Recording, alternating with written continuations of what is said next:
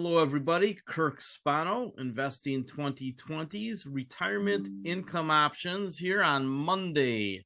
And we are going to do a little house cleaning here first. So each Monday, I've been mixing it up with sometimes stocks, sometimes options. And going forward, the live show at noon every Monday will be Retirement Income Options, back to what it was at the start. I will pre-record and release a Stocks of the Week piece along with the article every Monday. However, the recorded version on YouTube will be behind the $1.99 a month paywall. Why behind that paywall? Because I don't want to give away all my stock picks for free. That's why. So we'll use the article to be our guide to that webinar, and I will provide some extra charting and answer some questions that I get in the chat room after I release the article. So I would expect the Stocks of the Week on Monday nights after you have seen the article Monday during the day, and you can ask some questions actually on the article. So we'll go that route. I know some people go, oh, but I already pay for stuff. Well, you pay for what's in print on the internet. The Investing 2020s in YouTube has always been extra. I know I've let it be mostly free, but I need to protect the integrity of the picks. So I'm asking you for $1.99 a month, which all goes to Shooter anyway. It's part of my extra stipend to him. And I hope you understand.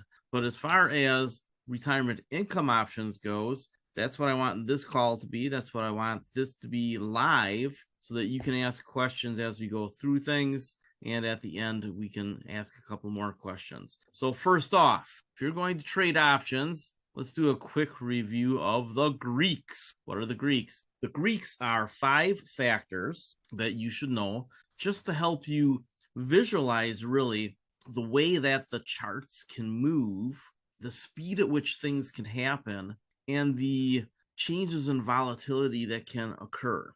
And that will allow you to understand why I put some of the strike prices I put on these trades. Now, duration is the other part of the equation. So you have strike prices, you have durations, and you have really the premiums. I want you to start to really build your own trades off of what I suggest, because for you, it'll be a little different than maybe the person on the other computer. Your goals, your financial situation, how much you're into or want to get into a particular stock or ETF is going to be different. So these are guides, not absolute trades. Anybody who gives you an absolute trade with any service is a bullshitter, because if you have hundreds of subscribers, it can't possibly be the right trade for everybody. So I give you a trade, something that I'm doing, and then you can build off of it a little bit in any direction you need to based on you. When you sell options, which is what we're talking about 99% of the time, selling options is really a defensive move. So we'll go through some trades, and as we build these trades, just learn these concepts: delta, gamma, theta, vega, rho. They're really all just ways of measuring how much, and this is at Charles Schwab, how much things will move, how fast they can move, and how much they can move.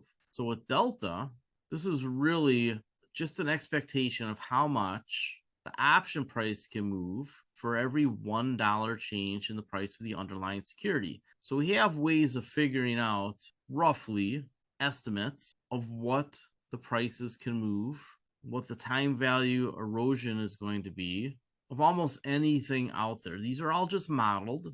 They're never going to be perfect. But again, just like Elliott Wave, they're going to give you a way of visualizing what is more likely to happen. So learn these, not because you want to speak Greek, but because you just want to have a way in your head of organizing and of visualizing what could happen so that you're prepared when it happens or when something a little bit different happens. How many of you have played sports or coached sports? What happened in the 1980s and 1990s with coaching? And I know this because I lived through it. Coaches started talking about visualization. Psychologists started getting involved in sports. And if they can get you to visualize success or visualize different situations, they can either motivate you or prepare you. And that's what this is all about. This is what all charting is all about. This is what the Greeks are about. Anybody who's telling you that these things are about 100% predictive methodology, again, is a bullshitter or doesn't understand what they're doing. Often it's both. These are ways of visualizing so that you can prepare for success no matter what happens. Because ultimately, you have to make a decision every time the market moves. Do I do something or not do something? That's the first decision. If you've already prepared, that's an easy decision. And if A, B, or C happens, and you've already considered in your mind on your computer screen and in your notes what A, B, and C could be, then when A happens, you know what to do. When B happens, you know what to do. And when C happens, you know what to do. So learning things like this is worth at least as much time as you're going to spend planning your next vacation. Why? Because learning things like this will pay for many vacations. And I use that example because I'm planning some vacations and I'm telling you what, it takes some time. So if you put at least as much time into learning how to sell options and visualizing things and using charts, which we'll get to in a second, even if you can't do it from scratch, you'll be able to read it, think it through, visualize it, speak the language correctly, because if you speak the language correctly, you're way closer to understanding. And then you can make the appropriate decisions when the times come, which really aren't all that predictable. When, right? When, we never know really when, but we're going to talk about when today too.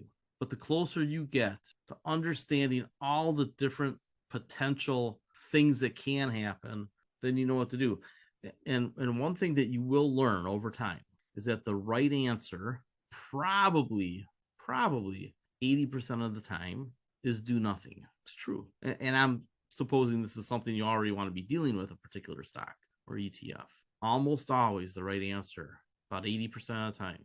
And that 20-80 rule, 80-20 rule just keeps popping up everywhere. About 80% of the time, you'll just do nothing. I have an option that's about to expire. Let it. Almost every time. I have an option that's going to be assigned to me, a put that's going to be assigned to me. What should I do? If the price is close, just let it. Right? Very few options need to be rolled. Very few charts scream at you to make a trade right this minute. And even if you are a frequent trader, a day trader, or a swing trader, if you have a universe of maybe 50 stocks that you're willing to trade because there's some bias to the stock that'll bail you out once in a while when you screw up, right? You make long trades in stocks in long-term bull markets, and you make bear trades in stocks in long-term bear markets. You know, you're putting some odds on your side. It's just like I've always said, don't bet against a great company. You may not want to invest in them at a particular time at a particular price, but anybody who shorts Apple, you're just courting catastrophe. But on the other side, there are plenty of shit stocks that remain shit stocks for a very long time because turnarounds rarely turn, and you can bet against them over and over again. So don't think that you're going to somehow be the smart person that says, "Oh, I'm gonna short Apple this month." Good luck with that. Take a look at that chart. But if you say, "Hey, look, this stock has been drifting down for years, and I think it might fall off a cliff now," that's a pretty good trade to make. Not, "Oh, I'm going to bet against the great company because, ooh, it's a little too expensive." And learning stuff like this, learn the Greeks for options so that you can visualize. It'll take you, a couple hours one day and then some 20-minute refreshers as you go. As you make trades, refresh yourself. So I use Interactive Brokers, and I'm going to use their software in all of the webinars going forward to show you how some of the trades will work. If you are using Interactive Brokers, go ahead and learn about the right options tool and the option analytics window. And we'll get to that in just a second because I have one example up for today, and it'll be what we're doing in future weeks. The new retirement income options September expiration report will be up tonight, and a little bit different format. And I'm going to stick with this one now that I've experimented with like 5. We'll talk about what was expired and assigned to us last week. And then we'll move on to cash secured puts to target because that's the main thing that we do. Dividend stocks in range, growth stocks in range, ETFs in range, and then cover call strategy. So right here, I'm going to pause and go over the cover call strategy really quick because I think that it's easy to understand. when you go over to your trading view, handy dandy screener, and if you're selling options and don't have this, shame on you. Stop being a cheapo, because one option trade will pay for this for a year. I have the links elsewhere to get this, but TradingView's screener is the greatest thing I've ever seen because it's so easy to use. Oscillator rating. So I always use the oscillator screen, but you can use other ones. I use the oscillator screen and I take a look at the composite rating just to get a kind of a bird's eye view. And then I take a look at the monthly relative strength index, the greatest shortcut in the history of shortcuts for technical trading. It is a momentum-based oscillator. Will tell you whether or not something's overbought or oversold. So anything over 70 is considered overbought. And in the 60s means that you're approaching overbought and you should at least be starting to think about exit strategies. Eli Lilly, super overbought at an 80 rating. And when you take a look at their fundamentals, you're like, oh, all of the valuations are stretched as well. So while this is a great shortcut, it's not the be all and end all, because something can be overbought and then all of a sudden have a giant breakout in the corporate business to generate tons more profits. And one of these companies did that. Eli Lilly, on the other hand, yeah, a little bit of good going for it, but probably not to justify the current prices. And if you pop up the chart here, you just right click, say open the Lilly chart, see what it's saying to you. You go, oh, look, this is, and I like to look at 2019 because this is the end of the volatility period. And on December 24th, 2018, the market bottomed. And then we can look and see what it did. Well, let's compare it to SPY. It's done pretty good. Let's compare it to QQQ. It's done pretty good, right? So in that time frame, QQQ's crushed SPY, but Eli Lilly has crushed both of them. But look at this parabolic move. You have to be pretty aware of those in most cases. If you go over to your volume study over here, what you see is it switches from heavy volume to low volume, right there. So it's taken this last part of the rise on very low volume. That's not a very strong move if it's on low volume.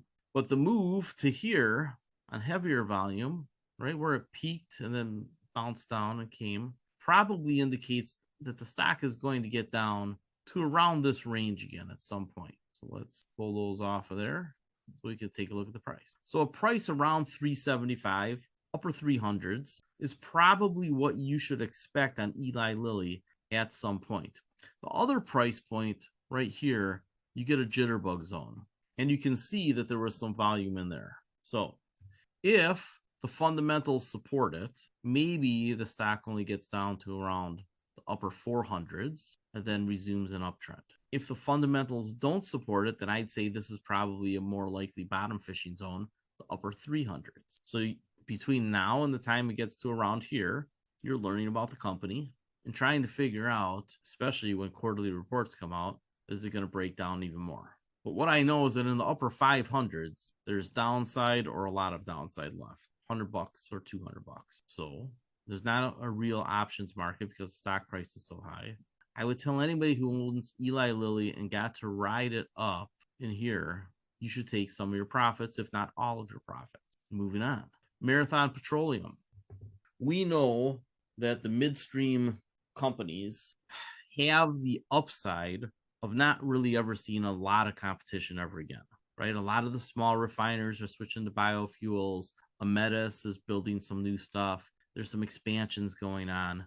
But really, Marathon, which has been my favorite forever, and it really was my favorite going all the way back to Tesoro, which was bought, right? So Tesoro was folded in here. That's North Dakota refineries, and then all the Marathon stuff on the Gulf Coast. You put this company out there against the other refiners, and you can take a look at the assets and the cost profiles of these assets because some of the refineries are a little newer. You go, Marathon's probably the best. You know, Valero's good, and you have other good refiners, but I think Marathon's the best one. And I think people started to agree with me on that in the last couple of years. Because when you take a look at that chart, again, right click, open the screen, open the chart, and let's, this is all 2025.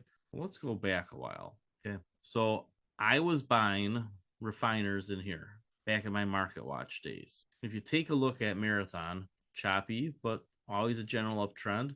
Got beat up in 2020 like everybody else. We had a couple of years where the oil markets were iffy. You can see way back my trying to show you Fibonacci's, which is just hard to do. Heck of a rally here, right? So what's the question if it's overbought on a long-term chart and it looks like it's kind of gone parabolic? Can it really justify these prices on a valuation and growth metric? And probably not is the answer. So while I like this company, I think it's the best refiner out there, I think it's clearly overbought and overvalued. So in building my chart, I would want to look for where does heavy buying disappear? And I think that spot right there, right? You see where the volume changes. Pretty important. And there's some jitterbugging in here. Do I think Marathon is in danger of a collapse? No.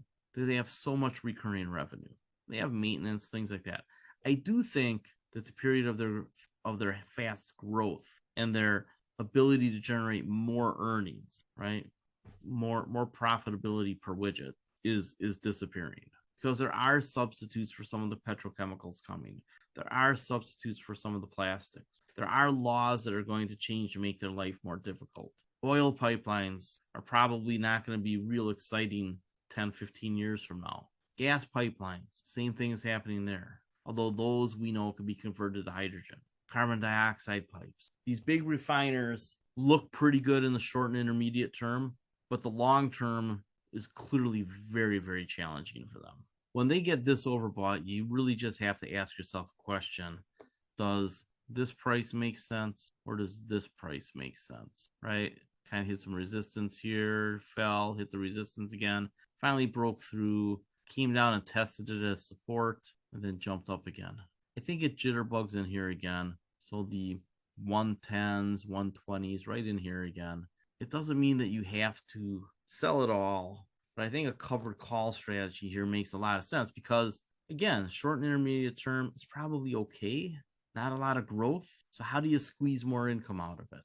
And I think that you can sell for now, because I think that it's going to probably have some challenges short term, is you write that January $160 covered call. I think you can get $9 or $10 for it right now, but anything over 8's pretty good. 4 months to get 5%. It's a 15% annualized return.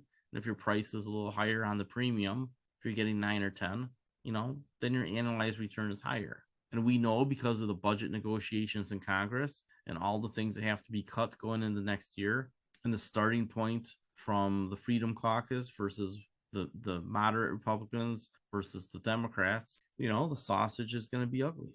So I would say write some covered calls here if you own Marathon, and probably even trim a little bit. And then if Marathon does fall, say down into this range, then sell some cash secured puts and compare the premiums to the dividend of Marathon Petroleum. The dividend for Marathon Petroleum is $3 a share. Okay, $3 a share, a 2% dividend yield. You can collect $8 or $9 or $10 an option for the next 4 months. Crushes the dividend yield, right? So if you're in this type of stock for the dividend, what that means is that you're in the stock for the income. Why wouldn't you get 3 years worth of dividend right now? And your only risk is that you sell at a bit of a profit. That's when you write covered calls. When they do things like this, and the dividend yield is depressed, and you can say, well, gee whiz, I can sell a 4-month call into the next calendar year so that if it does get called away from you, it's on the next tax return, and I get triple the dividend. I'll find a way to get back into the stock. I got 3 years to do it if I collected triple the dividend right now, right? That's the way you got to think about these things. So same stories go on for some of these other ones. I'm going to cover Super Micro only because I think a few of you actually do own this one. So Super Micro, they're building servers in conjunction with NVIDIA. Here's the thing. Super Micro does not have the moat that NVIDIA does. NVIDIA has all that engineering protecting them. Super Micro building servers, they have several competitors. And as Intel comes online in the future, and Taiwan Semiconductor does other things with other companies, because there's going to end up being more than one, AI chip maker. That's a technology that's drawing a lot of attention. So while NVIDIA has a gigantic lead now, and will have a big lead for a while, newer companies or companies with just newer products, we know Intel's getting into it. are going to have their own chips, and they'll find other server companies than Supermicro. Right now, NVIDIA is doing almost everything through Supermicro. But as that part of the technology realm diversifies a bit, Supermicro, while they're in good shape, and they're actually roughly fairly priced, I think, maybe has already had its super growth bump. I think that that's possibly a very fair statement. So this parabolic move on the AI, and then this jump down here, right? Resistance, backs off, blows through, then gets back here and starts testing it and actually violates it, right? These prices here violated that resistance. So you take a look at this and you say, okay, where does the high volume disappear for buying? It's clearly right about there, right?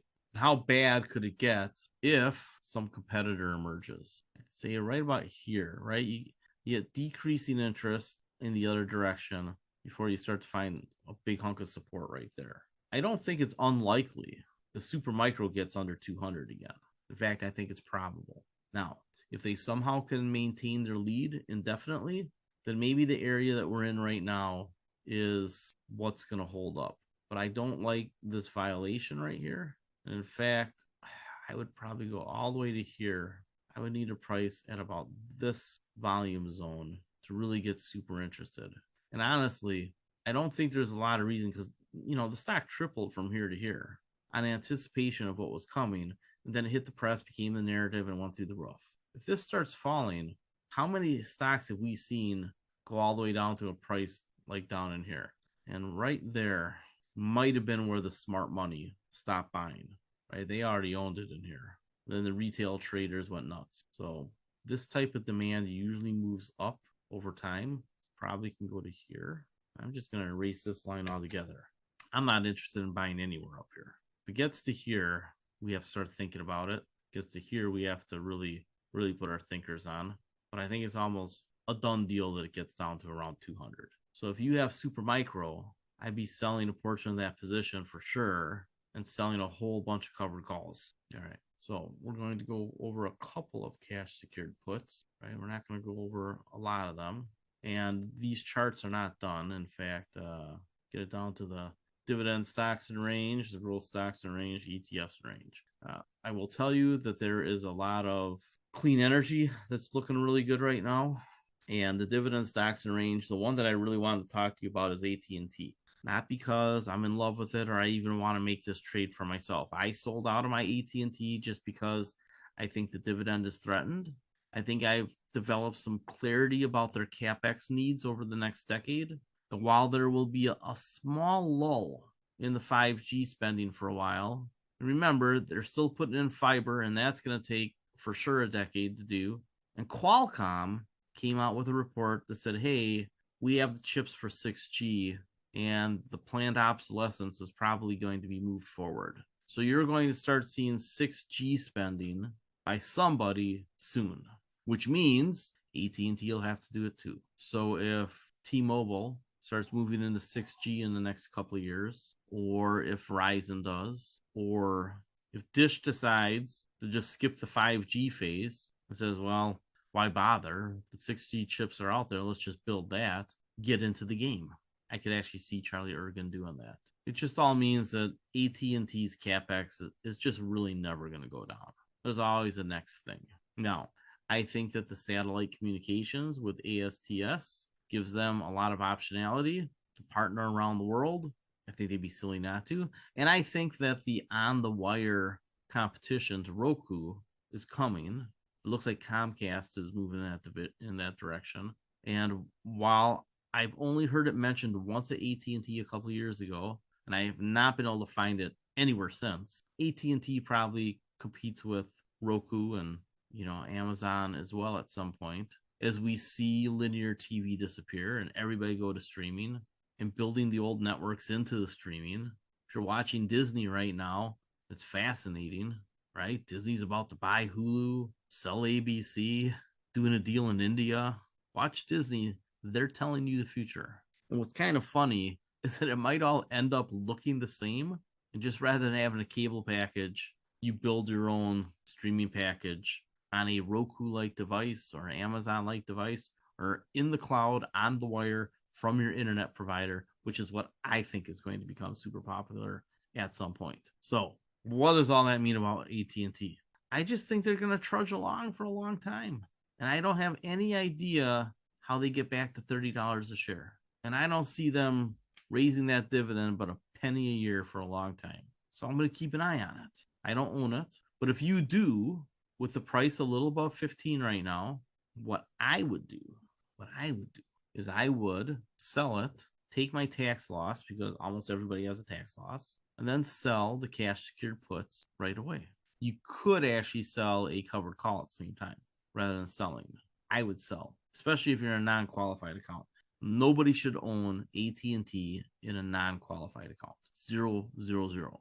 Non-qualified accounts have to have growth in them. Doesn't mean you can't own a dividend stock, but it better be a dividend stock with some growth, like the one that we covered last week with a really, really fun voice. So for those of you who still own AT&T, I'm telling you, sell it, and then sell the January $15 cash secured put for 75 cents, which is almost as much as an annual dividend. The annual dividend for AT&T is $1.11 or $1.20. I did this math before. It says $1.11 what I'm looking at, but I think it's a little higher than that, a couple pennies higher than that. I think that's goofed up from Yahoo. The 28 cents a quarter, I believe that's what it is. But you can get 75 cents selling the put. So if you're in AT&T just to collect the dividend, sell the stock, free up that cash, and then sell a put, collect the dividend, right? In the next 3 months, you'll get to see what the price is doing. And then in the fourth month, January, if it gets put to you, fine, immediately sell a covered call. So if this is a stock that you want to trade for income, even though the options market sucks, go ahead and do it. What I'd rather have you do, and I'm going to have Comcast up here soon, is go to Comcast and say, all right, what do we know about this stock? And I'll tell you something. What we know about this stock is that they're about to get a massive check from Disney. And they're ahead in international expansion, and they're ahead in developing something that will compete with Roku. They have a device already they use in Europe a lot, and it'll end up being on the wire in the cloud, and they're the top fiber company in the country. Charter gave you a hint the other day about how linear TV is going to change. Then Disney followed it up with even more announcements, because Charter and Disney had the spat. Then Disney basically is being pretty open about they're going to start selling a whole bunch of stuff. Buy Hulu, get more into streaming. Use Hulu as their linear replacement service. So you take a look at Comcast and you go, it's kind of overbought on the monthly. And it did have this huge run up right here. And now it's come back. And I think it probably comes back again. And you're going to get a 1, 2, 3 drives. And then hopefully the relative strength index confirms the trading pattern. And then it rises up again. Remember, in the spring, Warner Brother Discovery becomes available to be sold again.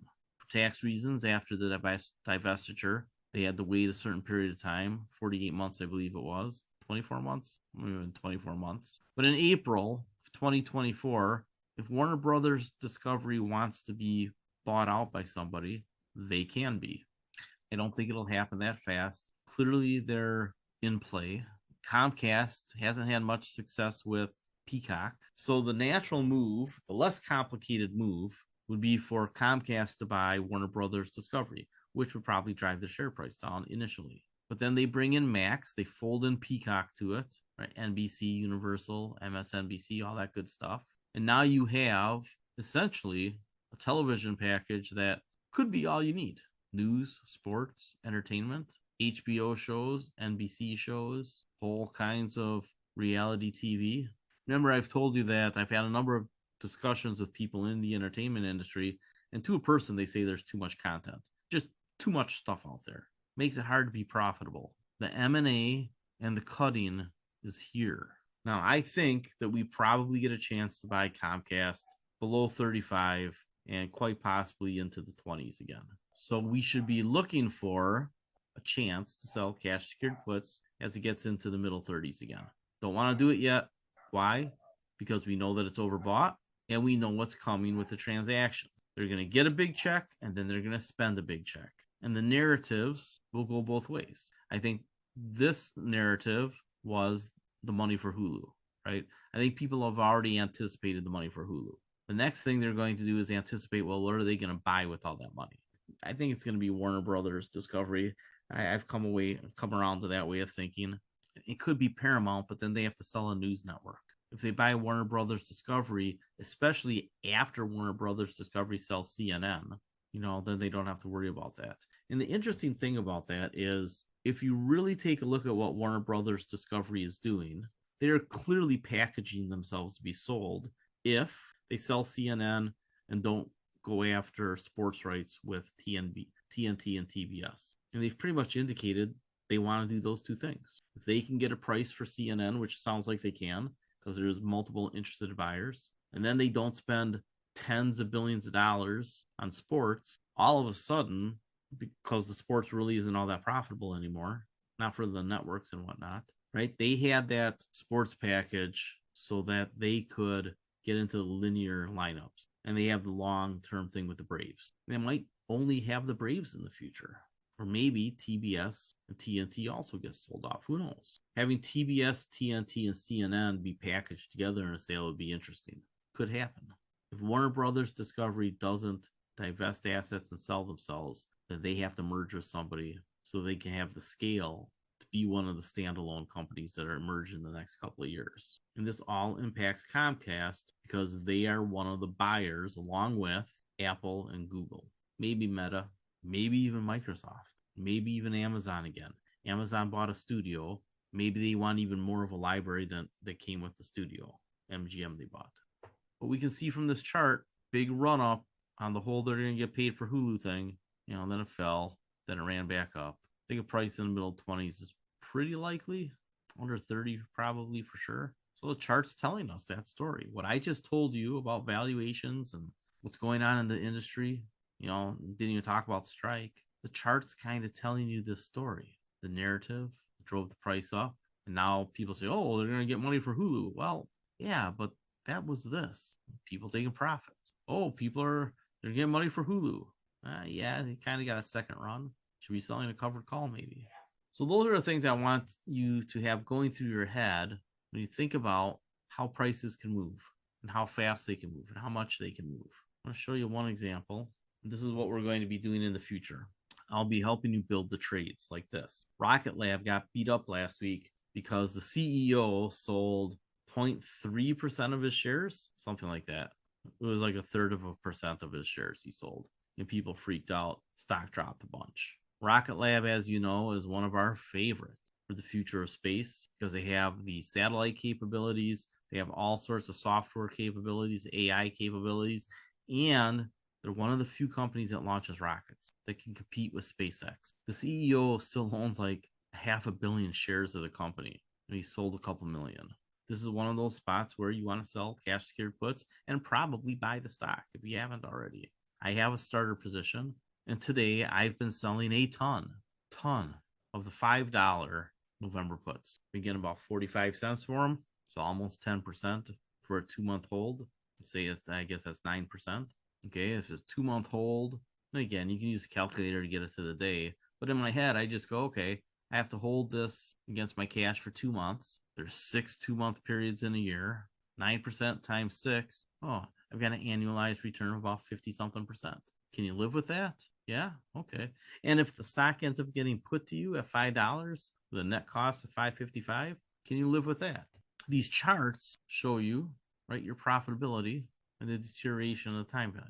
If I'm you and I don't own Rocket Lab and I have a growth sleeve in my portfolio, I'm taking a starter position in Rocket Lab, then I'm selling some puts. All right, take care. I have been called to zoo duty with the grandkids. I'll be back tonight, finish the stocks of the week and the retirement income options. And I do encourage you to subscribe to the $1.99 a month YouTube channel so that you can get things in real time. All right, take care.